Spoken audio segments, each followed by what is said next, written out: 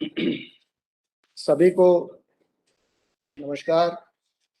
आज हमें सुन रहे पेरेंट्स, बच्चे, अशासकीय स्कूल के जो मैनेजमेंट के लोग हैं और बाकी एजुकेशन डिपार्टमेंट के साथी लोग हैं, सभी को नमस्कार।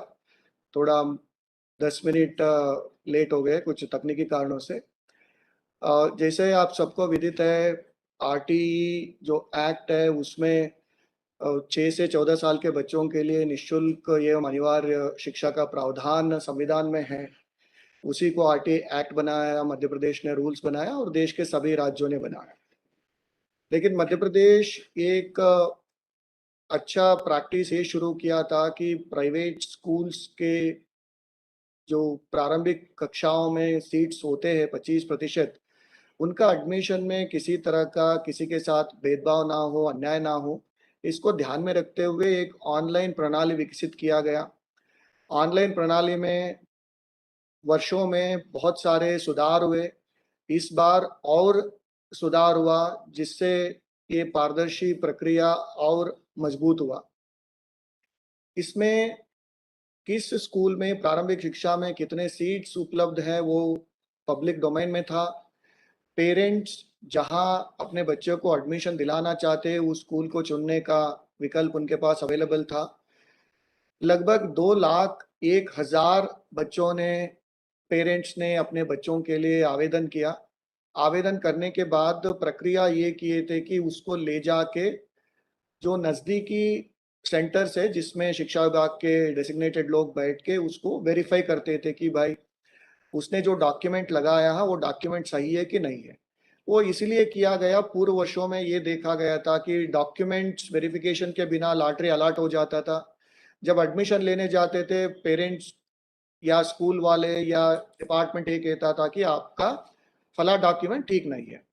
तो ये एक तरह से ये उचित भी नहीं था और लोगों का हैरासमेंट भी होता था। विभाग ने ये निर्णय लिया कि लॉटरी से पहले इसका वेरिफिकेशन कराया जाए।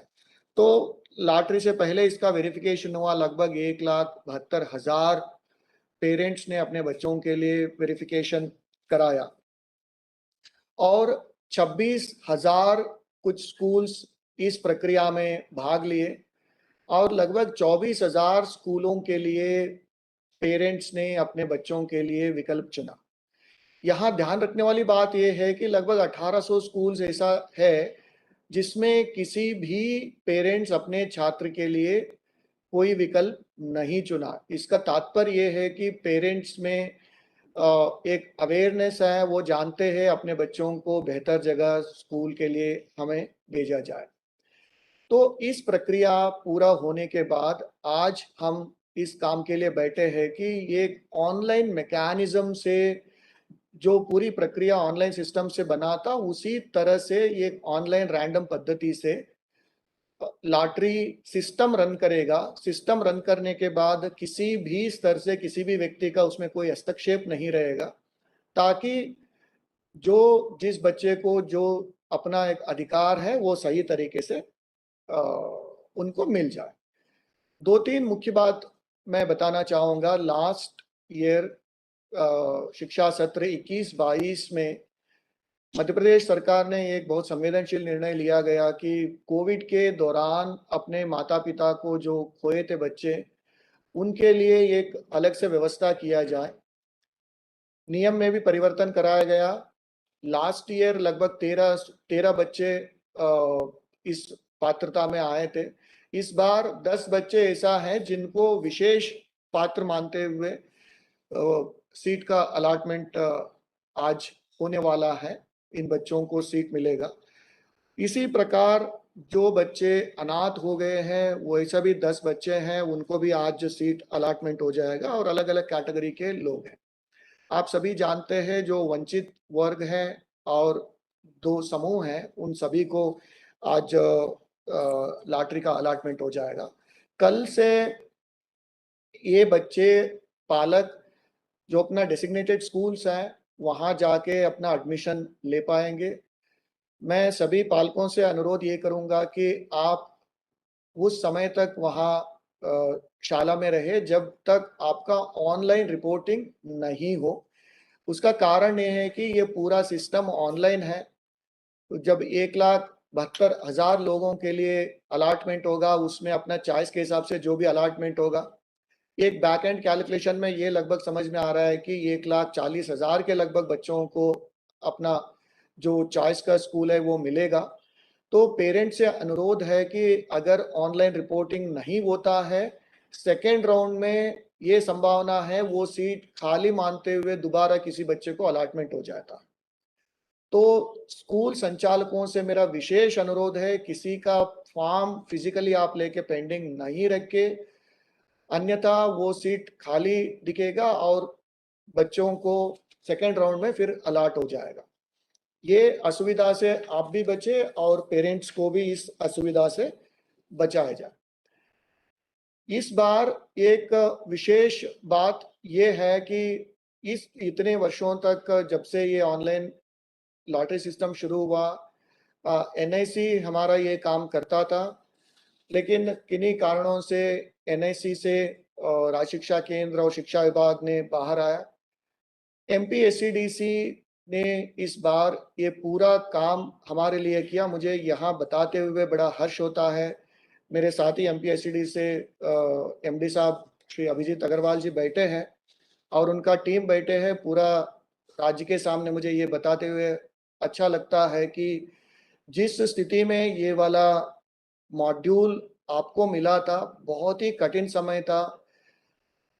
समय पे रजिस्ट्रेशन शुरू कराना था और समय पे पूरा प्रक्रिया शुरू करवाना था।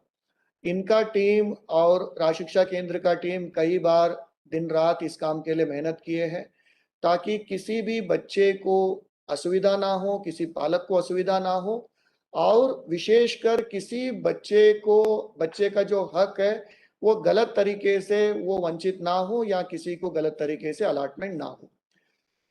तो इतने कम समय में जब 2,01,000 एप्लीकेशंस रजिस्टर किए गए और 1,72,000 एप्लीकेशंस को वेरीफाई किया गया, सिस्टम बेहतर तरीके से काम किया और आज हम लॉटरी चलाएँगे, आप सबके सामने वो लाइव दिखेगा, जिन बच्चों को जो-जो अलॉट हुआ है और इसके तुरंत बाद आप 30-40 मिनट बाद अपना अलॉटमेंट लेटर डाउनलोड कर सकते हैं। तो ये पूरा काम सफल तरीके से कराने के लिए राज शिक्षा केंद्र के पूरा टीम के साथ-साथ एमपीएससीडीसी का पूरा टीम को पूरा श्रेय जाता है। मैं पुनः ये दोनों को अपना मेहनत के लिए धन्यवाद देता हूँ और आज जिन बच्चों को अलॉटमेंट मिलेगा, उन सभी बच्चे और पालकों को मैं धन्यवाद देना चाहूँगा। एक मुझे आंकड़ा ये बताना भी है। लोग सोचते हैं कि कई लोग कमेंट करते रहते हैं कि भाई क्या सरकार का काम प्राइवेट स्कूल में एडमिशन कराना है क्या? कतई नहीं है।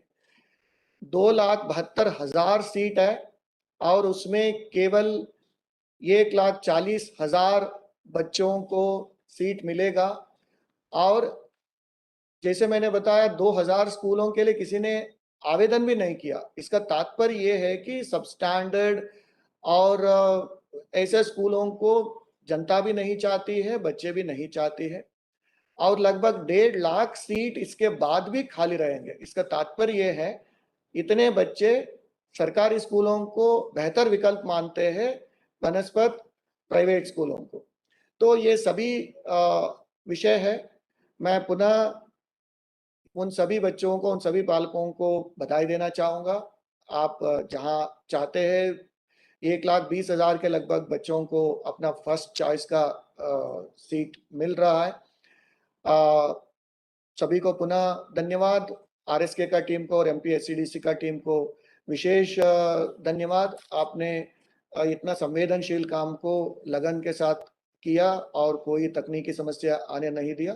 पुनः सभी को शुभकामनाएँ और धन्यवाद। मैं अभी तकनीकी टीम से रिक्वेस्ट करूँगा वो स्क्रीन लेके आए और हम लॉटरी का जो प्रोसेस है उसको करेंगे।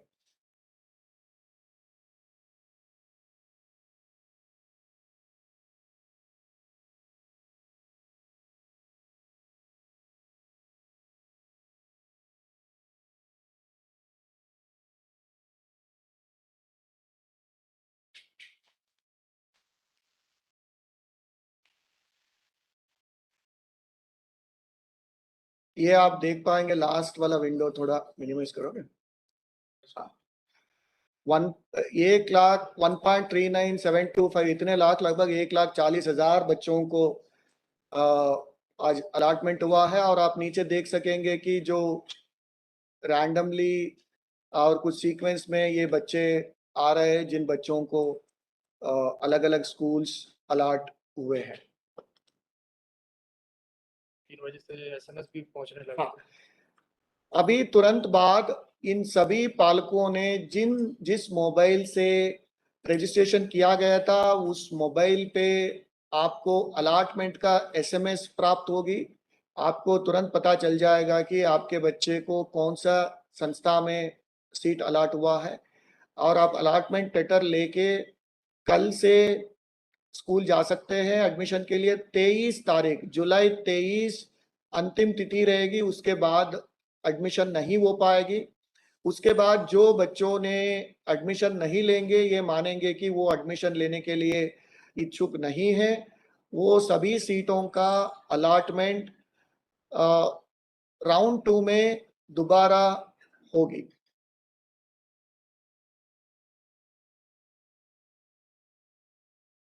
चार्ट दिखाना चाहोगे?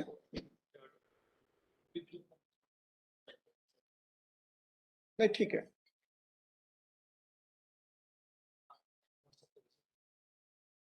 पेरेंट्स चाहे वो अपना मोबाइल लेके आए, इस बार ओटीपी का अपन ने। हाँ, एक विशेष बात यह है कि कई बार ये शिकायतें मिलती थी कि शालाओं ने पेरेंट के सहमति के बिना किसी बच्चे को एडमिशन ले लिया, और अगली बार वो आवेदन नहीं कर पाते थे क्योंकि ऑलरेडी एडमिटेड दिखता था।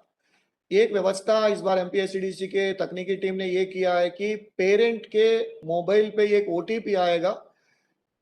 जब वो ओटीपी स्कूल के साथ शेयर करेंगे, तभी वो एडमिशन हो पाएगा, ताकि पेरेंट पालक को ये पूरा एक विकल्प बनी रहे कि वो चाहता है कि नहीं चाहता है अपने बच्चे को एडमिशन कराने के लिए।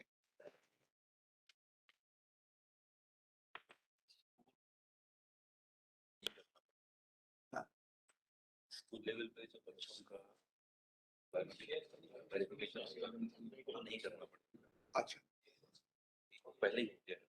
ठीक। तो पुराने वर्षों में स्कूल एडमिशन के टाइम में बायोमेट्रिक वेरिफिकेशन करता था। इस बार चूंकि वो ई केवाईसी पहले ही हो चुका है, वो प्रक्रिया से भी स्कूल को गुजरना नहीं पड़ेगा।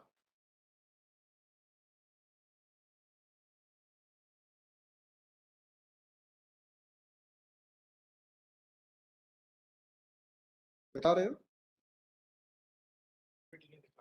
नहीं, ठीक है, स्क्रीनशॉट है तो दिखा दो बस।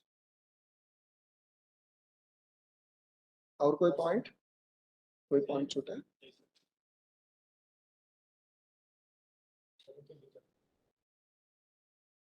वो एक चार्ट दिखाना चाहते हैं।